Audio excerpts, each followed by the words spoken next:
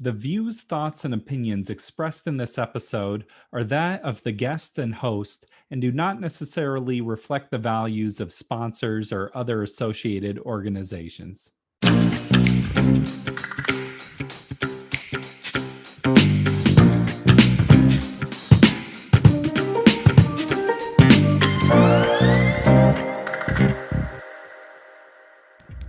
Welcome to the Parental Compass presented by Family Education and Support Services.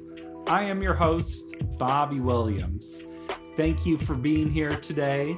And you can be here every week if you hit the subscribe button. It'll notify you each week when we drop the next episode. Everyone has it. Spotify, Apple, Amazon. Just hit that subscribe. We all want our children to have friendships, to have good relationships, but a lot goes into that. They need to know empathy. They need to know how to get along with people. And it all starts the second they're born. We're talking about emotional development. I spoke with Caprice Paduano, who is a professor who has taught at multiple colleges about emotional development. And it was the full range. We talked from birth to the teenage years, how to help your children along this process. You can't do it for them, but you can help. So let's check it out. It's more than just being able to be happy or sad or engaged, but it's about how do we interact with others as well. Well, and empathy and things like that. Correct. And knowing the difference between empathy and sympathy. So yeah, really understanding, do you understand how they feel or do you just feel some support for them? So absolutely. Yeah. Well, I want to go through the whole spectrum of development with this conversation. And the first thing I think about is babies. And there's this philosophy for some people that sometimes when a baby cries, you should just let them cry it out. And that's their way of teaching themselves how to deal. What do you think about that philosophy? I think the ability for kiddos, especially babies, kind of that true solid infancy stage at birth to 12 months, they need to learn some self-soothing capabilities. Mm-hmm. So the ability to really fix how they feel and to calm themselves down is important, but they can't learn that until they understand what a supportive environment looks like. So that 2-month-old who is laying there just crying and sobbing, and this whole philosophy of letting them cry it out actually doesn't benefit them until they know that somebody will actually come and help them if needed. So those crying babies, yeah, you don't have to rush in there and pick them up within, 2 seconds of those first tears. But when they're really young, building that foundational knowledge of understanding that someone will help fix them is so important. So even though it's that weird philosophy, like let them cry it out at night until they fall asleep, that can work when they're 3 or 4, but as babies, they don't know how to self-soothe yet. So we have to teach them. And the only way to teach kids that age is to model it. Another thing with babies is they're always kind of staring and taking everything in, or you're like at the mall or something, there's a baby just staring at you. Why are babies like that, or what's that about? Well, I always say that kids aren't stupid. They're just short. It's kind of this idea that they're just small little adults taking everything in. Kids miss very little, and it's very evident when you see them, but really babies are learning only through imitation. They don't have the ability to talk yet. They don't have the ability to regulate emotions. They don't have the ability to communicate like you and I do if we're upset with each other or scared or feeling an emotion. So they just watch, and that's how they do it. And they're dying for interaction. So they're looking at you because they want you to respond, because babies are so conditioned to respond to other people's emotions. And so, first laughs happen. First laughs get repeated because people loved that first giggle. First kissy faces get repeated because somebody loved it and mimicked it back and reacted. So babies are just it's all give and take with babies. Yeah. And then the time between 0 and 3, it's interesting how personality traits of a 2 or 3-year-old, you can kind of be like, I get a sense of what they're going to be like when they're older too, or those personal traits are so strong. Why is that time so important, that 0 to 3?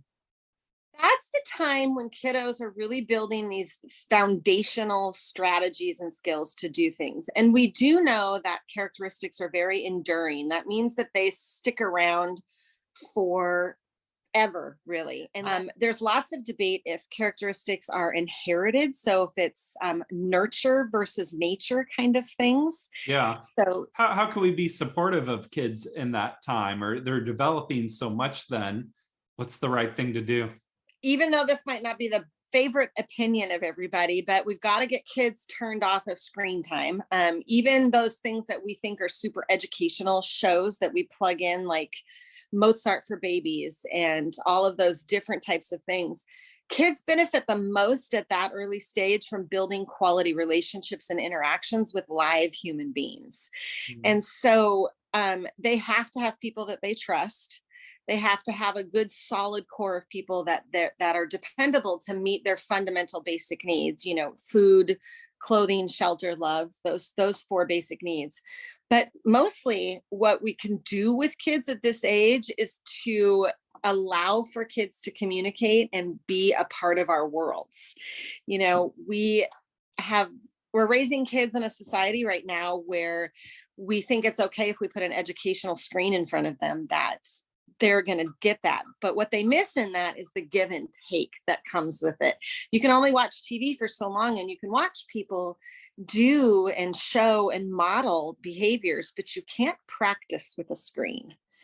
And I firmly believe that instead of saying practice makes perfect, we say firmly practice makes progress towards understanding emotions. And if we don't interact with kids, they're never going to get it. Well, and sometimes kids just kind of imitate when they see on TV. Yeah. And it's like, well, you just saw some like animal on TV doing that or something. Exactly right. Exactly right. And they also sometimes don't understand what setting to use things in. 4-year-olds are really, really loud. If you've ever been in a preschool classroom with 3 and 4-year-olds, it's a very loud environment. And we know by research base that that's because they've gotten their voice for the first time, but they haven't learned how to control that voice. They understand that words and vocalization gets them what they need. And they finally fully understand that right between the ages of 3, 4, and 5. So they think the louder they are, the faster it'll happen.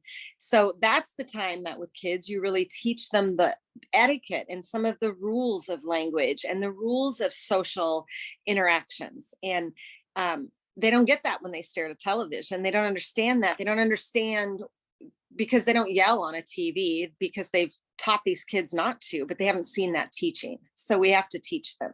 Yeah, they're kind of learning through interacting. Mm-hmm. What about when kids are 5 and they're starting to make their first friends? What do 5-year-old friendships look like? 5-year-old friendships are solely based on you do what I like to do, so I'm your friend today. And tomorrow, if you don't want to play with dolls, I don't like you anymore. And so you'll hear kids at that stage come home and a parent might say, did you play with Bobby today? No, I don't like him anymore. He wanted to play with his other friends. And when you push and ask, it's not because of anything that Bobby did. He just didn't want to play with me today because I wanted to play this game that we've been playing for a week and Bobby lost interest. Mm-hmm. So at 5 years old, kids are trying on lots and lots of different roles. They're trying out lots and lots of kids. When they tell you, I don't have any friends, it's probably because they're not doing something that other kids find engaging. And rather than saying, oh, let me help you make friends by forcing things, give them strategies and skills of other things that they could do to make a friend. Now, that doesn't work with all kids. There are some kids that are not typically developing that may have some neuroatypical types of behaviors, and they need different skills and strategies. That's a whole nother conversation. Sure. But really with those typically developing kids, just finding things that other kids like to do can be really helpful. Mm. Yeah. Is there a way to help those age of kids have better relationships, or even as they start getting a few years older? Because you want your kids to have friends and be You do. social and be Yes. happy. We have to create opportunities for them to find people to engage with in things that they like. So if I'm teaching a kindergarten classroom and I'm noticing that, Bobby over there doesn't have any friends that he's playing with, sometimes all it takes is me playing with him, Mm. because kids go, wait, my teacher likes him. I'm going to go play with him. And it happens in the real world too. If your child is struggling to engage with people, it might not be because they can't make friends. It might just be because they don't know how to start it. So starting that thing, creating a play group in the neighborhood, or offering to play kickball with your kids in the neighborhood, going to a park that is populated by lots of families and starting to talk to the tall people in the area, the adults or the older people in the area, Mhm. then maybe your kid will start playing and talking with their kid. I think that we have gotten a little bit isolated out of fear in society. I mean, 2022 is scary, not just because of this pandemic that we're having, but the fear factor that we've just been all instilled with about, oh, he's talking to my kid, he's dangerous. Ah, Or who's this big person, playing kickball with all those little kids on the playground. yeah. Um, and we have to take a step back and allow for our kids to take some chances and risks, while supervising them, of course. Mhm. But we have to remember that society and media has really created this fear-based learning, so kids aren't allowed to play anymore. And what's happening is they don't know how to play. But allowing kids to try things, and this is always the hard part, allowing our kids to be sad or to fail Mm. is so important. We are building a bunch of children that are growing up to have helicoptering parents that, when my daughter was in school, parents would call me and say, your daughter and my daughter got in a fight at school today. And I'm like, okay. And they'd be Yeah. like, well, let's get them together and solve it. And I'm like, but they're going to see each other at school tomorrow. Uh-huh. Like, let them learn how to do that. What about, the first person that kids socialize with a lot is their siblings. And there's different ideas of, like, when they have a fight, let them sort it out themselves or come in and solve it. Do you have a thinking one way or the other? The thinking that I lie in this is, how close in age are they? And part of that stems from the way that kids problem solve changes as they switch developmental stages. So at infancy and preschool, they problem solve much differently than, kids that are in that elementary school age group. So depending on their age, I would probably let them solve things as often as possible. If there's a huge age gap, they might need a little bit of help because they don't know how to communicate with each other. Yeah. So when, if you have just a couple years between them, I'd let it solve itself out until it became unbearable for the household. Mhm. Or it became physical in any sense. But even then, a little pushing and shoving is okay, as long as it's not out of retaliation and as long as nobody's getting hurt. I think kids need to find boundaries and limits and how far can they go. And the household and siblings are a really safe place to be, because there is some natural embedding that we love each other because we're family. What about in adolescence when they're starting to get a little older, 11, 12, teenage years? What's happening with their friendships during that time? Well, during that time, their friends become so much more important than their moms and dads or their primary caregivers. Yeah. So whoever is at home making sure that they're doing their homework and going to bed on time and following the rules, they don't want their opinions. And I always laughingly said that when my kiddo entered adolescence, I became incredibly stupid. My intelligence level must have gone down 100 points, and she had no faith in the ability that I could problem solve or had answers for her. And so that, first off, I'd like to tell parents, it really is a phase. They do come back. I promise. They come back as functioning young adults, and those times of them hating you and disagreeing with you become fewer and far between. Your trick really, and I don't know how else to say it, but your trick really is to be that place for them to come and mess up with. And practice recovery with you. And then again, do that same thing. Be careful not to solve all their problems. Yeah. This is, especially later adolescents, they're getting practiced to be independent and go live on their own and go to college or go to the military or go out in the working world of grownups. And as they do that, they need to solve problems. They have to solve their own things, and so they have to practice that in adolescence. So sometimes give them answers, sometimes give them nothing, but always be supportive in the middle. Yeah. I remember feeling so much anxiety during that time in my life. Yeah. Really, I'm just getting rid of it now, and I'm in my 30s. So, Oh, I still feel that anxiety, and I'm in my 50s. So. Yeah. And I think the trick is, we're struggling so much in society is that these kids have so much independence at such a young age, and their brains aren't fully developed and ready for that.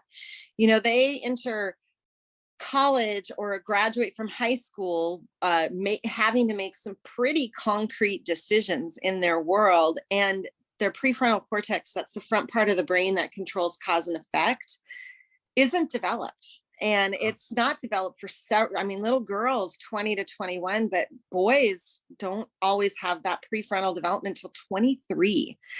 Mm-hmm. And they can enter the military. They can have to pick a college major and pick a career. And so I think that it's important for primary caregivers and adults who work with kids in this age to know that they are confused and they're not ready to make those decisions. What about when kids, so I'm of two minds of this, when kids fight with their friends, and then on one hand, it could be like, well, you got to learn how to work things out with people and get through things. And then on the other, it's good to have boundaries. And maybe sometimes it's good to be like, I'm not hanging out with you anymore. I don't think that's two sides. I think that's exactly where kids should be. I think that we have to allow our kids to say no. And we have to allow them to try things and potentially struggle with it. Mm-hmm. And that's hard for us. We as parents want to say, absolutely not. You can't do this. You can't go there. But kids have to figure it out, and they do figure it out. And when they don't, it's okay for parents to go in and say, you can't hang out with that group. I don't like that group. Here's why. Mm-hmm. But as we all know, when you say no to a child, especially at adolescence, they look at you and go, well, I'm going to break that rule.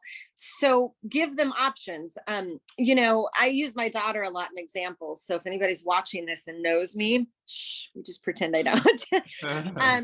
But I can remember my daughter asking to go do things that I knew there were some risk factors involved.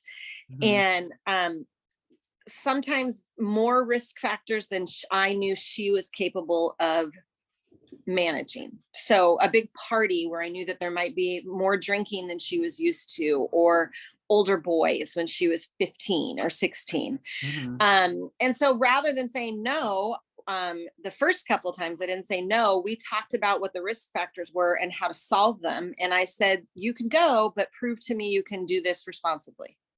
Yeah. And that, and then sometimes she couldn't prove to me she could do it responsibly and had to be saved. And then the next time she asked, I'd say, you didn't make good decisions next time, so find something else to do or hang out with me. Well, Caprice, this was a great conversation. Just thank you for being here today. You're more than welcome, and glad to have this conversation. And let me know if you ever need anything else. Thank you, Caprice. Thank you, audience, for listening. Family Education and Support Services, Bobby Williams. We'll see you next week. Peace.